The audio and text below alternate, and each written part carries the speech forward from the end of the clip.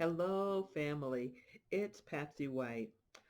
I wanted to take the next 5 days or so to share some encouragement. Um, this time, what I want to talk about is I want to share testimonies of how God carried me through really hard times. In this time where people are really fearful about their economic situation, they're afraid of losing their lives. They're afraid of being sick. There's so many things that people are afraid of. I thought it would be really good for me to share testimonies of how God brought me through. Now, we're in unprecedented times. Most of us, I should say, there's people all over the world who are listening to this. But here, for those of us in the United States, most of us have never lived through a circumstance like this. Diseases, masks, all that stuff. But one of the good things that I can share is that no matter what it's not new to God. No matter what is going on, God's got an answer. So I wanted to share a brief testimony of how God brought me through some very difficult financial times because we're back in them. In 2008, in the fall of 2008, when the economy crashed, I thought I was going to be all right because I figured in my time of unemployment that I would somehow find another job. Well, months went by and time ran out, and so did my savings account. And then it was like do or die. I had to find something. Well, President Obama at that time started a Cash for Clunkers program, and they were hiring car salespeople. So I went ahead and I threw my hat in the ring. Now, I don't like to admit that I have pride, but I do. I'm in my flesh. The last thing I wanted to do was be the second most hated profession in the world, which is car salesman. Lawyers, I understand, carry the first place distinction. So I decided I was going to be a godly, sanctified car salesperson. So I went through training, and in that August, I sold 7 cars in my first month. I'm like, I got this. Yeah, sure. Oct- uh, September, I sold 7.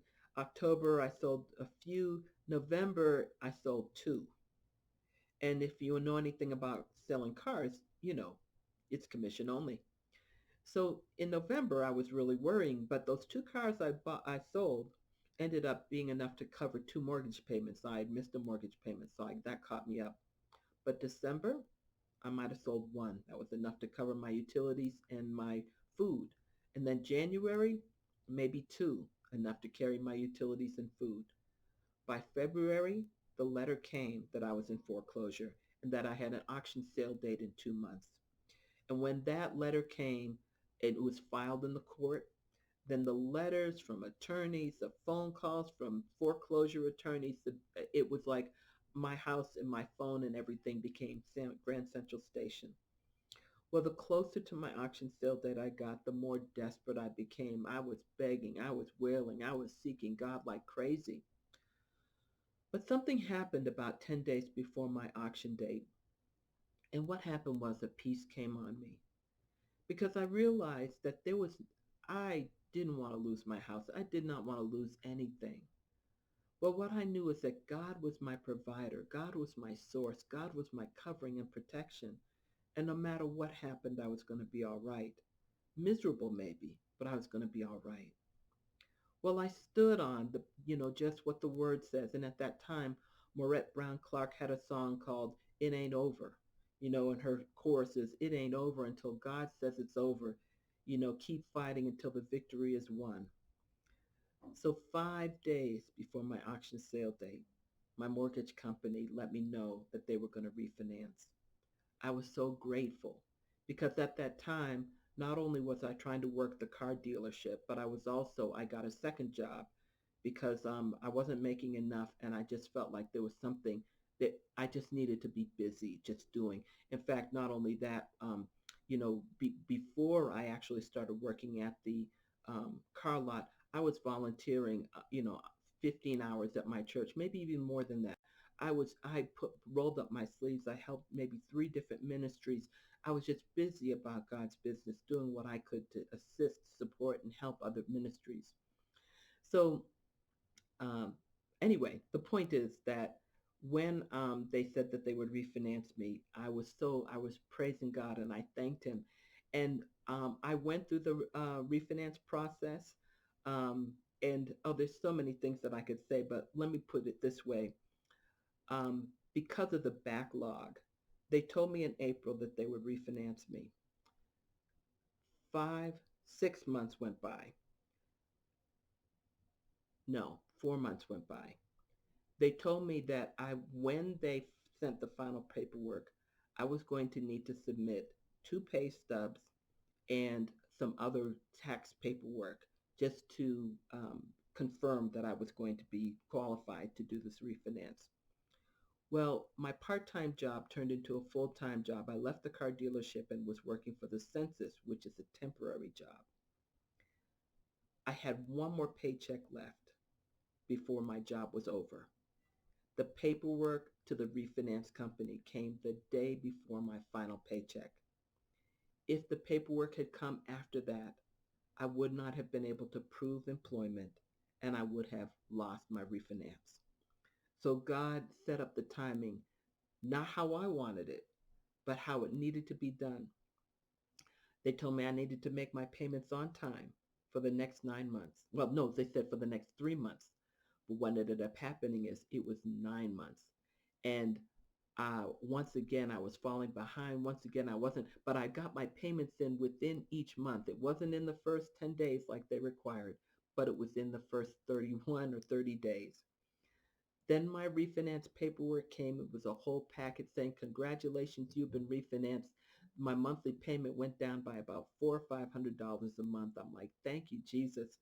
And then they sold the loan to another mortgage company, and that mortgage company put me back into foreclosure with an auction sale date, saying that I did not meet the requirements for payment. So I'm going to stop here and say, number one, God carried me through all that. I did not quit. I did not stop. I just kept pushing forward and I kept believing. It's important to be in the posture of faith. Even if your mind is saying all sorts of things like maybe this isn't going to happen, my heart said, I am not giving up on what God says, that He says He's my provider, He's my source. So I did not give up. So when that second foreclosure notice came and I had another auction sale date, the point that was real important for me to say here is that I knew the works of the enemy at that point, and I said, not this time, Satan. I found every single pay stub, every single payment that I made on that mortgage. It didn't matter what the date was. I made copies of every single pay stub that I of showing my mortgage payments from the time that I got the paperwork, and I sent that in with the letter saying, I have made all my payments. I am up to date. My house is not in foreclosure. And I was spitting nails. I was like, no, Satan, not this time. They went ahead and they canceled the foreclosure. But it was not because of what I did. It was because of what I knew in my heart. So I want to say to you that if you're in a situation where you are struggling financially and you are just really feeling afraid or feeling that you're about to lose your apartment or lose your house or lose whatever financial backing or foundation that you have, what's really important is to believe God, to trust Him. And this is a heart thing.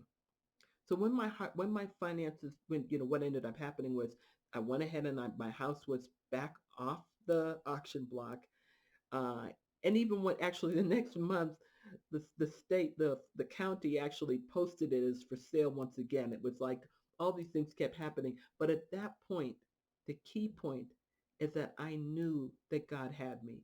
And I saw all the ways that God's hand pulled me out of the situation. And what I want to encourage you is to not come off your stance, to not trust that what your eyes see is more real than what is in your heart and what the word says. And the most important thing is to just stay busy in the word. Like continue to encourage yourself in the truth. Whatever the music is that you have to hear, the words you have to say to yourself, the words you have to see with your eyes and read aloud, do not let discouragement stop you from moving forward because God has you. He loves you. He wants the best for you. He's going to see about you, and you just get to trust Him. So thank you for listening. I have more posts, but I definitely wanted to share this today because these times brought the memories right back fresh to me. So I wanted to share with you how God kept me through that time. God bless you and thanks for listening.